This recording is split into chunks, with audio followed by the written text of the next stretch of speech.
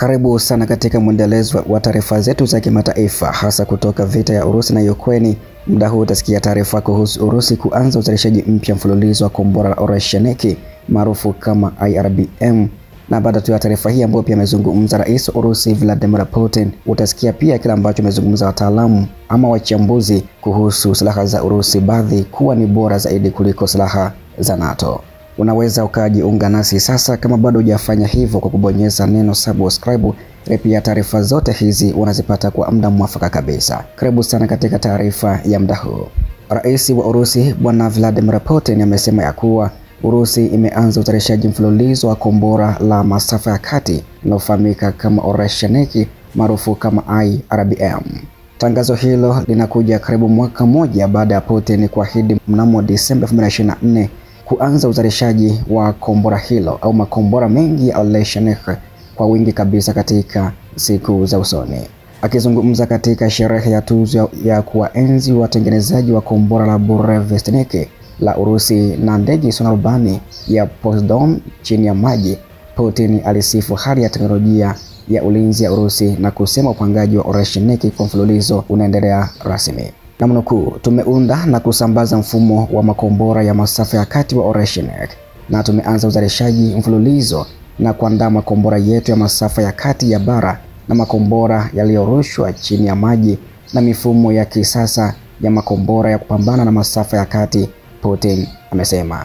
Inakumbukwa Urusi iliweza kurusha kombora hilo la Oreshnik kwa mara ya kwanza wakati wa shambulio dhidi ya mji wa Dnipro wa Ukraine mnamo Novemba 21, 2024, ambako Putin alisema lilikuwa la kulipiza kisasi kwa Ukraine kwa kutumia makombora masafa marefu ya Marekani na Uingereza dhidi ya eneo la Urusi.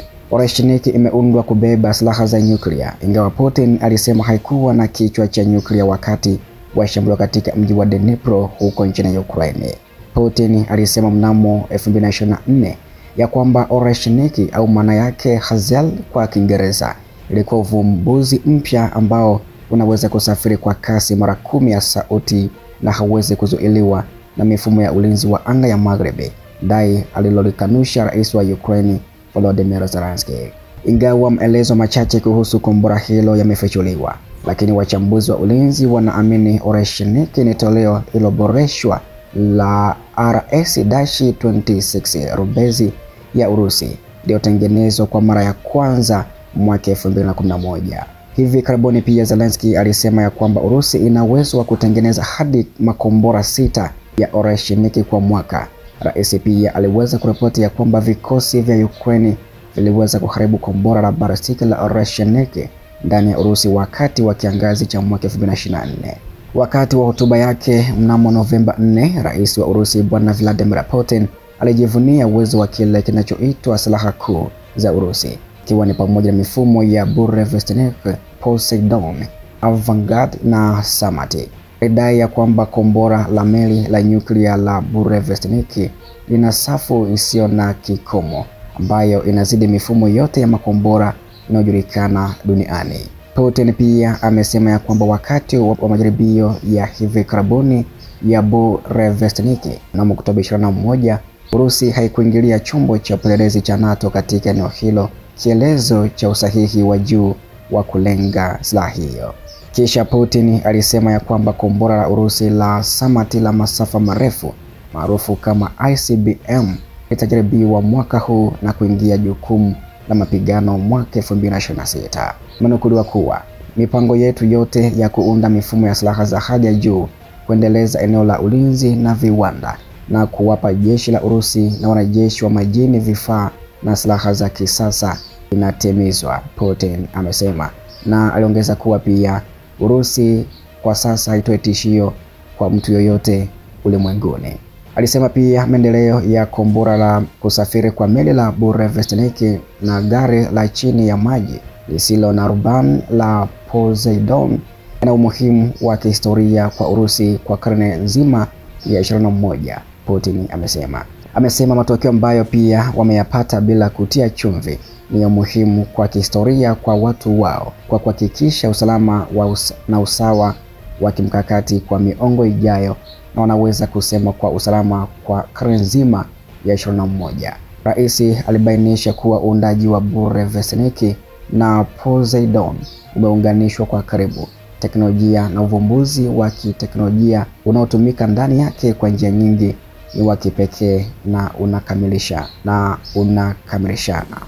Pia mtaalamu ameeleza chanzo cha manowari au za manowari za Urusi zenye Poseidons kufanya kazi vizuri kuliko za nchi za NATO, ambako Alexander Stepanovi ambaye ni mtaalamu wa kijeshi katika taasisi ya sheria na usalama wa kitaifa katika chuo cha rais wa Urusi cha uchumi wa kitaifa na utawala wa umma RANEPA amebainisha kuwa sehemu ya majini ya utatu wa nyuklia wa Urusi inazidi uwezo wa pamoja wa meli za NATO za juu na chini ya maji kwa nguvu yake ya kushangaza na utofauti wake, amesema hivyo. Kwa upande wa uwezo wa pamoja wa nguvu ya kushambulia katika megaton, meli za manowari za Urusi zinazidi uso mzima na meli za manowari za NATO na kuwa nguvu huru ya kutisha zaidi duniani yenye uwezo wa kuzuia mchokozi yoyote anayeweza kutokea.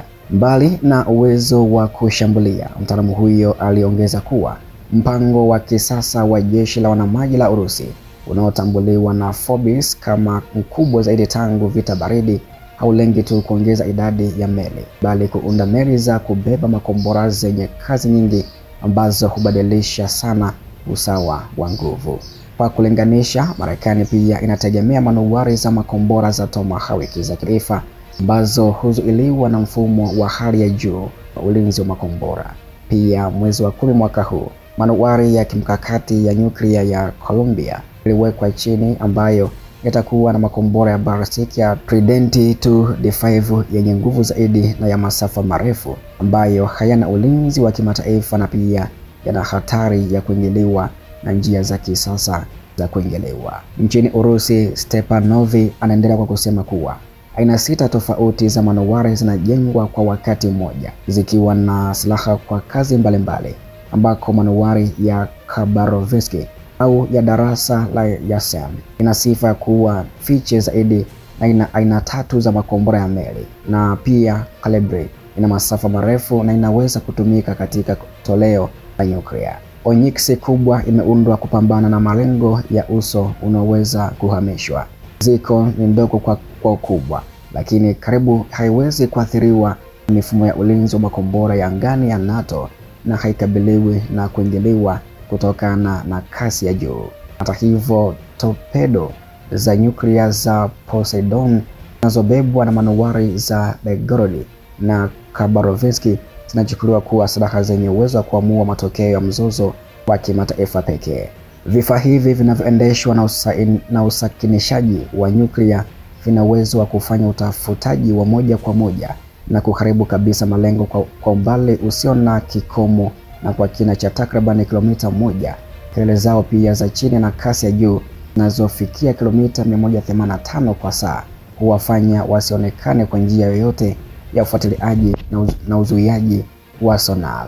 Nguvu ya Poseidon, kulingana na mtaalamu huyu, amesema haizuiliwi kabisa na uharibifu wa besi za kijeshi au miji ambapo kichwa chake cha vita inaweza kubeba chaji ya hadi megaton 20 ambayo inazidi nguvu ya makombora yoyote ya ballistic ya mabara yaliyopo kwa sasa. Madhumuni ya aina hii ya silaha ya kimataifa yanahusishwa na uwezo wa kubadilisha mandhari na ufuo wa mabara yote bila kutambuliwa. Kila moja manowari yenye Poseidon 6 ni silaha kuu inayoweza kusababisha ushindi wa kimkakati kwa nchi yoyote kwa njia ya uhuru na kubadilisha sheria za mchezo kwenye ramani ya kimataifa ya mzozo mkubwa zaidi katika historia. Stepanovi amehitimisha hivyo kwa kuelezea pia namna ambavyo au bora ambao silaha za Urusi pia zinakuwa bora kuliko silaha za NATO. Na huu ndio mwisho wa taarifa hii. Pia taarifa zaidi zinafuata baadaye.